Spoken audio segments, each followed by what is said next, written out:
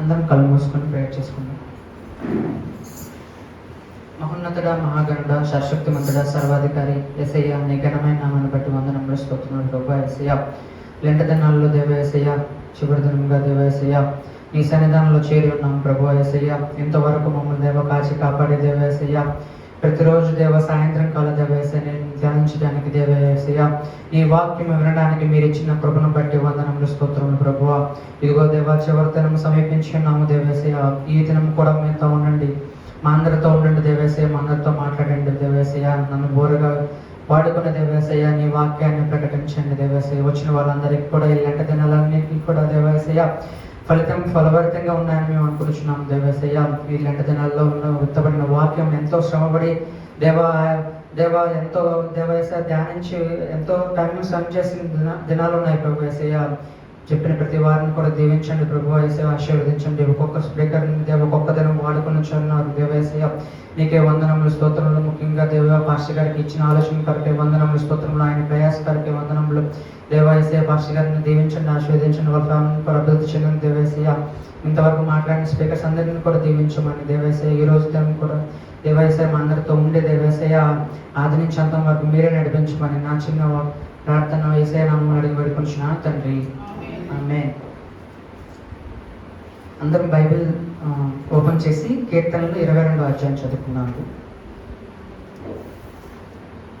కీర్తనల గ్రంథము 22వ అధ్యాయము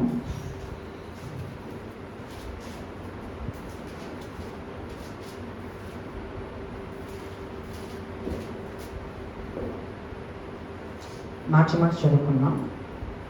ఫస్ట్ నేను చదువుతాను, సెకండ్ నుంచి చదవండి. 15 వరకు చదువుకున్నాం మనం. నా దేవా నీవు నన్నేల విడనాడితివి, నన్ను రక్షింపక నా ఆర్తధ్వని వినక నీ వేల దూరముగా ఉన్నావు.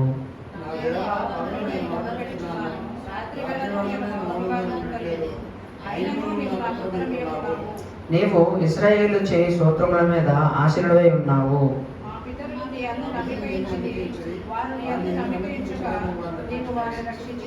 వారు నీకు మొరపెట్టిన విడుదల నొందితిరి, నీ యందు నమ్మకించి సిగ్గుపడకపోయిరి.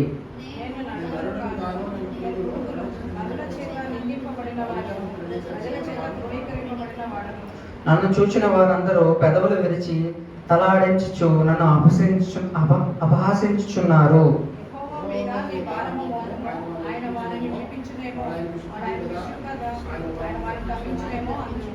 గర్భము నుండి నన్ను తీసిన వాడువు నీవే కదా, నేను నా తల్లి వద్ద స్తన్యపానము చేయుచుండగా నీవే కదా నాకు నమ్మకం పుట్టించితివి.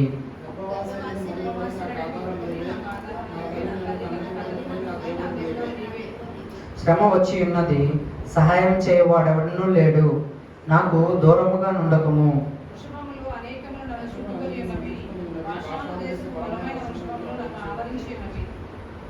చీల్చుచు గర్జించుచుండు సింహముల వలె వారు నోరు తెరిచి ఉన్నారు.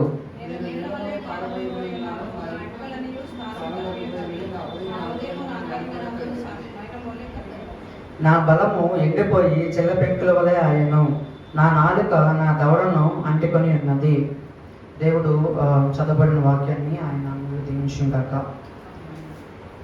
కీర్తన 22వ అధ్యాయం మనం ధ్యానించేటప్పుడు ఫస్ట్ వాక్యంలో చెప్తుంటారు కదా, దేవుడు నా దేవా నీవు నన్నేలా విడనాడితివి. ఇదే మాట మనము యేసుప్రభు వారు మాట్లాడినట్టుగా ఉంటుంది. యేసుప్రభు గారు ఏం చెప్పారు చూడండి ఒకసారి. మత్తయి సువార్త 27వ అధ్యాయం 46వ వచనం. ఇంచుమించు 3 గంటలైనప్పుడు యేసు ఏలీ ఏలీ లామా సబక్తా అని బిగ్గరగా కేకవేసెను. ఆ మాటకు నా దేవా నన్నెందుకు చెయ్యి విడిచితని అర్థము. కీర్తనల గ్రంథం ఎప్పుడు రాయబడిందండి? ప్రభు రాకముందే కదా కీర్తనల అధ్యాయం. ప్రభు రాకముందే. అక్కడ ఉన్న ఇజ్రాయేల్ వాళ్ళు ఈ కీర్తనలు అట్లానే చాలా వరకు రాసిన పాత నిబంధనలు ఉన్న గ్రంథాలన్నీ ఎప్పటి నుంచో ధ్యానిస్తూ ఉన్నారు. దేవుడు ఈ మాట చెప్పాడంటే గ్రంథంలో రాయబడిన మాటకు నెరవేర్పుగా దేవుడు మాట్లాడుచున్నాడు. దేవుడు ఏమన్నాడు? ఏలీ ఏలీ లామా సభక్త అంటే దానికి అర్థం ఈ కీర్తన గ్రంథంలో ఉన్న 22వ అధ్యాయంలో ఉన్న ఫస్ట్ వచనంలోనే. సో నా దేవ నీవు నన్నేలా విడనాడితివి. సో ప్రభువు ఏదో చెప్తున్నానంట. ప్రభువు ఈ లోకంలోకి వచ్చేటప్పుడు తను ఎలా వచ్చాడు? కుమారునిగా వచ్చాడు. అట్లానే తను ఈ లోకంలోనికి ఒక కార్యం ద్వారా వచ్చాడు. ఏం కార్యం? నీ కొరకును నా కొరకును తను ప్రాణత్యాగాన్ని చేయడానికి కోసం దేవుడు వచ్చాడు. సో ప్రాణత్యాగానికి కూడా వెనుకడలేదు. అయితే లోకంకి వచ్చిన యేసు ఎలా ఉన్నాడంట? మనుష్యుడిగా, దేవుడి కుమారుడు అయినప్పటికీ కూడా యేసుక్రీస్తు ఎలా ఉన్నాడంట? మనుష్యుడిగా ఉన్నాడు. సో మనుష్యుడిగా ఉన్నప్పుడు సో మనుషుల యొక్క మనం జీవిస్తున్న మనం చేసిన పాపములు లేదంటే శాపములు అన్నీ ఏం చేశారంట? దేవుడు తన మీద వేసుకొని ఉన్నాడు. సో పాపములన్నింటినీ ఎవరైనా తీసుకుంటే ఏమవుద్ది? సపోజ్ నా దగ్గర ఒక 10,000 ఉన్నాయనుకోండి. సో నా దగ్గర 10,000 చెల్లికిచ్చాను అనుకోండి. సో నా దగ్గర నుంచి ఏమవుతాయి? 10,000 ట్రాన్స్ఫర్ అవుతాయి. సో ఎవరి అకౌంట్లో ఉంటాయి? చెల్లి అకౌంట్లో ఉంటాయి.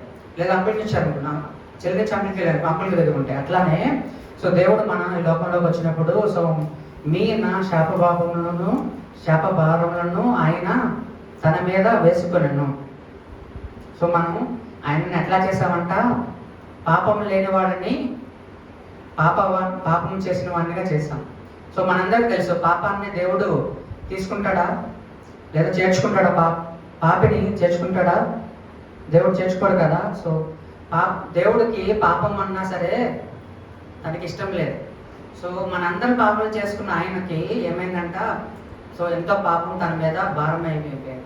సో అట్లాంటి పాపాన్ని ఆశ్రయించుకున్న దేవుడు అట్లానే తన యొక్క కుమారుని కూడా is willing to give for the death. So మరణానికి తన అంగీకారంగా ఇచ్చేసాడంట. ఎవరు ఇచ్చేశారు? తండ్రి అయిన దేవుడు. ఎవరినిచ్చాడు? యేసుక్రీస్తుని. అర్థమవుతుందా? సో ఈ వాక్యం దేనికి రాయబడిందంటే సో యేసుక్రీస్తు యొక్క మరణం గురించి మాట్లాడుతూ అంతకుముందు 400 సంవత్సరాల క్రితమే రాయబడింది. సో అదే రాయబడిన వాక్యం దేవుడు 4వ మాట కింద సిలువలో పలికాడు. నా దేవా నన్నేలా చెయ్యి విడిచితివి. సో మనం లాస్ట్ సండే చూసాం కదా. లాస్ట్ సండే ఏం సెలబ్రేట్ చేసుకున్నారు అందరూ కూడా? Palm Sunday. So palm Sunday చేసుకునేటప్పుడు ఇజ్రాయెల్లో ఉన్న ప్రజలందరూ కూడా ఎట్లా చేశారు? హోసన్నా హోసన్నా అంటూ దేవుణ్ణి స్తుతించారు, ఆరాధించారు. అట్లానే వాళ్ళు ఏం చేశారంటే తనకున్న వస్త్రాలను కూడా దేవుడు వస్తూ ఉంటే నేల మీద పరిచి ఆయనకి వెల్కమ్ చెప్పారు.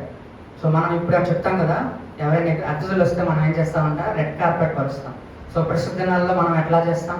ఎవరైనా అధికారి లేదో మనకి ఎమ్మెల్యేనో లేదంటే ఎంతకంటే ఎంపీనో సో పెద్ద ప్రైమ్ మినిస్టర్ మనకు వచ్చాడు అనుకోండి. సో నార్మల్ ఆహ్వానిస్తామా? లేదు కదా. సో అట్లానే యేసుక్రీస్తుని కూడా దేవాది దేవుడుగా ఇజ్రాయేల్ ప్రజలు ఆ యెరూషలేములో అంతగా దేవుణ్ణి ఆరాధించి స్తుతించి తన యొక్క బట్టలను కూడా తీసివేసి ఆయన నడుచున్న త్రోవలో పరిచారు. అట్లానే పరుస్తూ నార్మల్గా ఉన్నారా? కేకలు వేయచ్చు హోసన్నా ఇన్ ద హైయెస్ట్. అట్లానే దావీదు కుమారునికి జయము అని కేకలు వేశారు. సో అట్లా కేకలు వేసిన వాళ్ళ వ్యక్తులు ఏం చేశారంట? ఈయన్ని సిలువ వేయండి అని అదే కేకలు వేశారు. సో అప్పుడే ఆ పామ్ సండే రోజే ఈ వచనాలు ధ్యానిస్తూ ఉంటే లాస్ట్ వచనంగా మనం యూత్ మీటింగ్లో ధ్యానించాం కదా. సో లాస్ట్ ఏమంటాడంటే దేవుడు యెరూషలేమును చూచి ఏడ్చెను అని ఉంటుంది. సో ఎందుకు ఏడ్చాడంట? ప్రజల కోసం. ఇగో నన్ను జయము దేవుని ద్వారా వస్తున్న కుమారునికి జయము, హోసన్నా ఇన్ ద హైయెస్ట్, దావీదు కుమారునికి జయము అన్న ప్రజలే ఒకే ఒక వారం. సో ఎన్ని రోజులు ఉందండి? సో సండే రోజు వెల్కమ్ చేశారు, అదే ఫ్రైడే రోజు అప్పగించేశారు.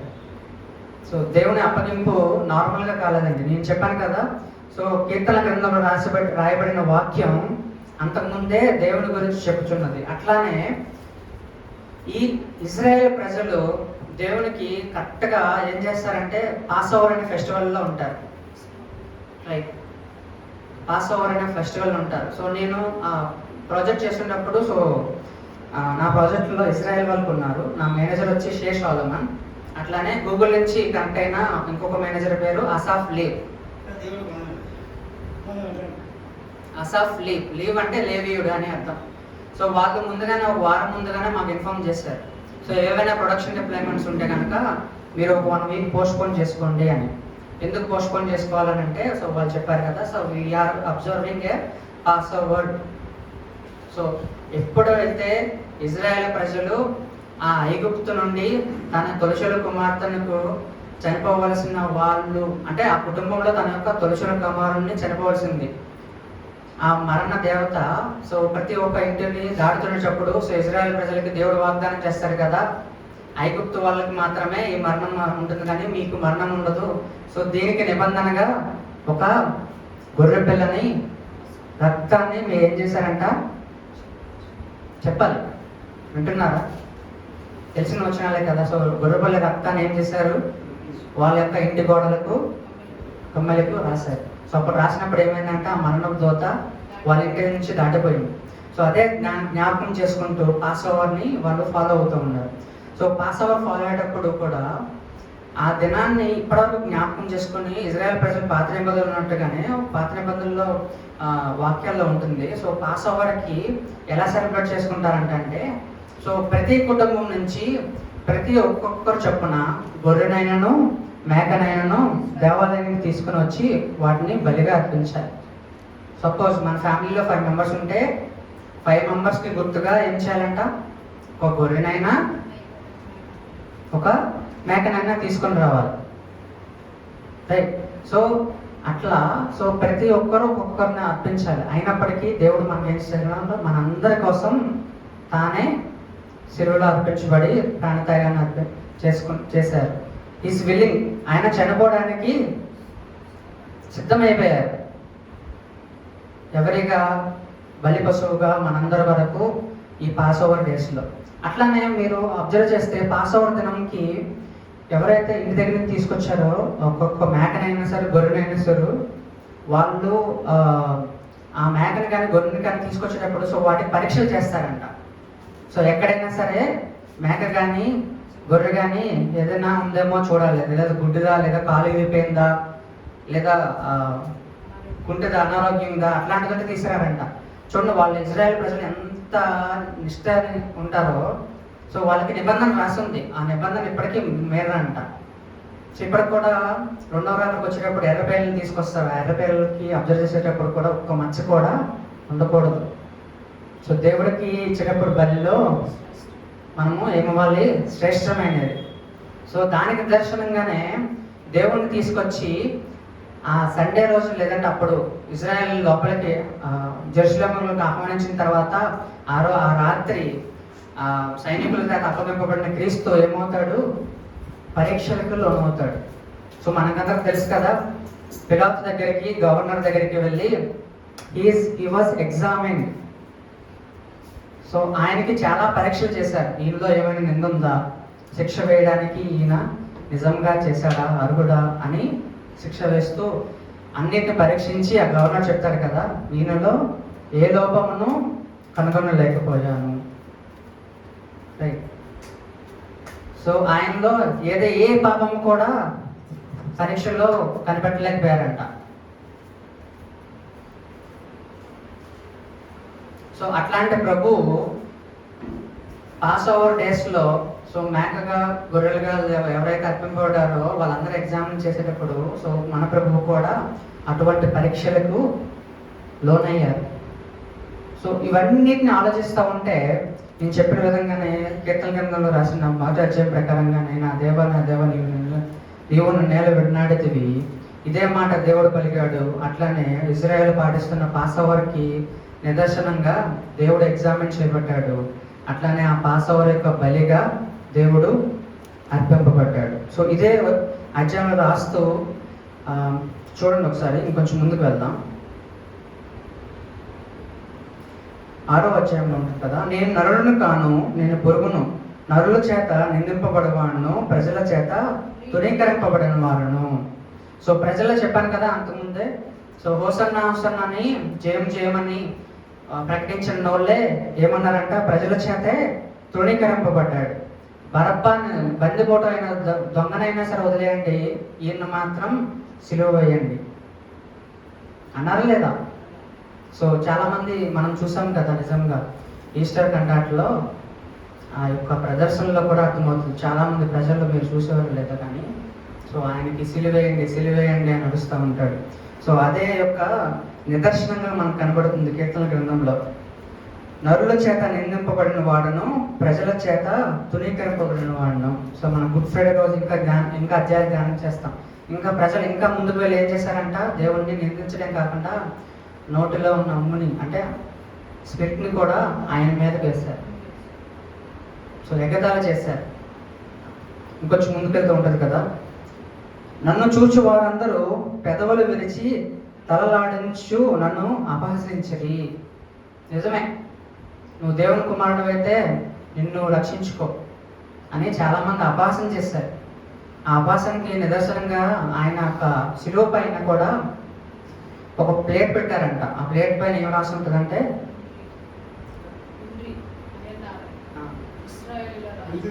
యూదుల రాజు. సో దేవుడు ముందు చెప్తా ఉంటాడు కదా, సో దానికి ఎగతాళిగా లేదు చేస్తూ, నువ్వు యూదుల రాజువే కదా, యూదుల రాజు అయితే నువ్వు ఇక్కడ ఉండాల్సిన వాడు కాదు, నిన్ను విడిపించుకుంటావు కదా, దేవుని కుమారుడు అయితే విడిపించుకొని అపహాసం చేస్తూ ఆయన్ని నిందించారు, శిక్షించారు. ఆ యొక్క బోర్డు కూడా ఆయనకి వెనకతల తగిలించారు, యూదుల రాజు అని చెప్పి. రైట్. సో అట్లానే మనం ఇంకా ఫ్రైడే రోజు ఆరాధిస్తూ ఉంటాము. సో ఆ దేవుడికి ముళ్ళ కిరీటం కూడా పెట్టారని మనం వింటూ ఉంటాం.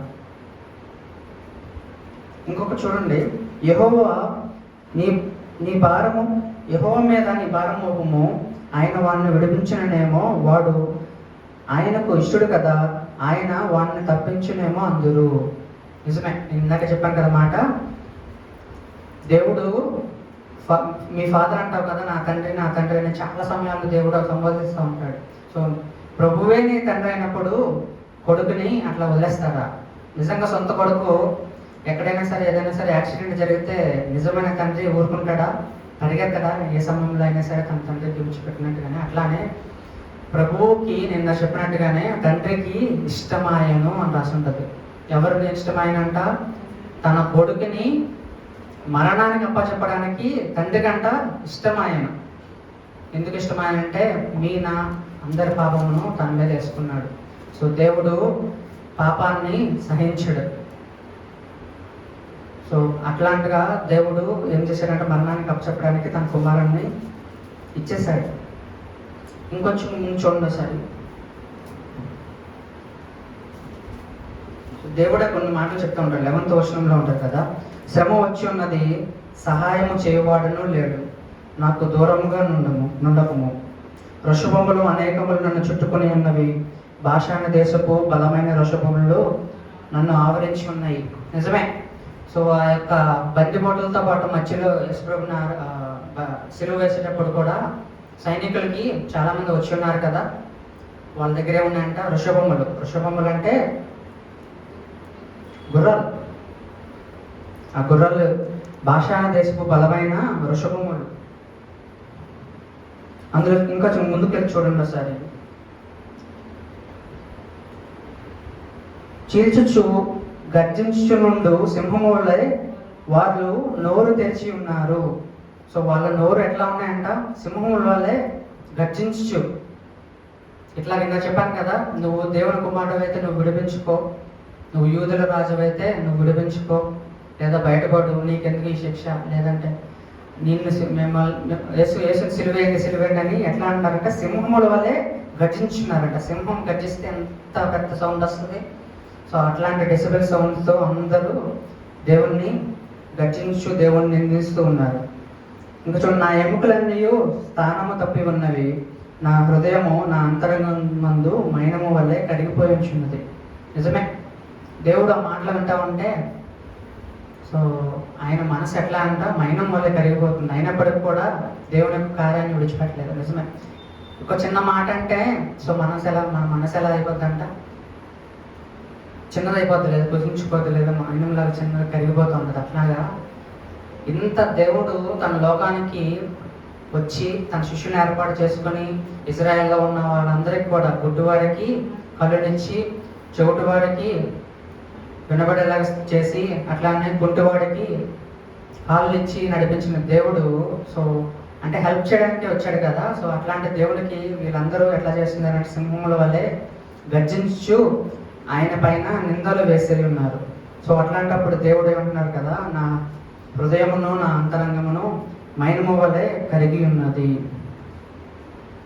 సో ఇంకొకటి చూడండి, 17వ వచనం నేను కొంచెం ముందుకు వెళ్తే, నా ఎముకలన్నీ నేను లెక్కింపగలను. నిజమే, ఆ యొక్క ఆ పరిస్థితుల్లో దేవుడు ఉన్నప్పుడు దేవుడి యొక్క శరీరం ఎట్లా అయిపోయిందంటే రక్తం మొత్తం కారిపోయి, సో శరీరం లేక బలహీనుడిగా ఉంటూ తన యొక్క ఓన్లీ ఎముకలే కనిపిస్తూ ఉంటాయి. సో మనం యూజువల్గా అంటాం కదా, సో సన్నగా ఉన్న వాడికి నీ ఎముకలు ఉన్నాయో నేను లెక్క పెట్టేస్తాను అన్నట్టుగా దేవుడు కూడా చెప్తున్నాడు. సో నా ఎముకలను కూడా నేను లెక్కింపగలను. అట్లాంటి స్థితిలోకి నేను వెళ్ళిపోయాను. సో వాళ్ళు ఏం చేశారు మీకు గుర్తుంది కదా, మధ్యాహ్నం వరకు కూడా దేవుడు చనిపోయేంత వరకు కూడా ఆ శిలువలోనే వేలాడదీశారు.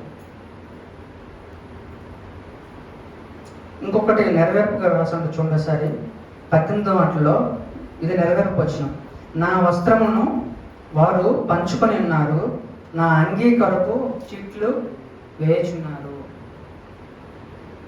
చదివారా ఏం రాస్తుంది మరొకసారి? కరెక్ట్.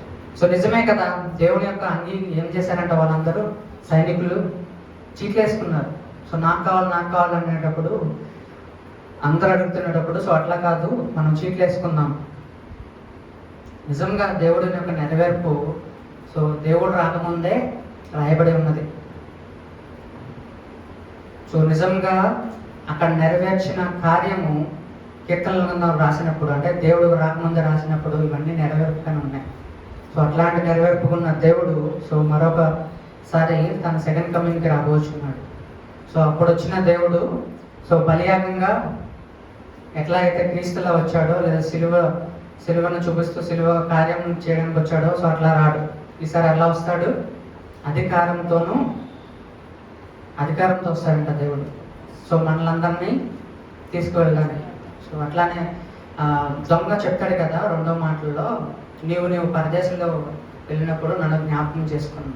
సో పరదేశం అనేది ఏంటంటే టెంపరీ బఫర్. సో మనం కంప్యూటర్స్లో ఉంటే కనుక ర్యామ్ అండ్ పర్మనెంట్ మెమరీ లాగా, సో మనం చేసినంత వరకు కూడా టెంపరీ బఫర్లో ఉంటుంది ర్యామ్లో. Unless until you save that file it will go to the permanent disc.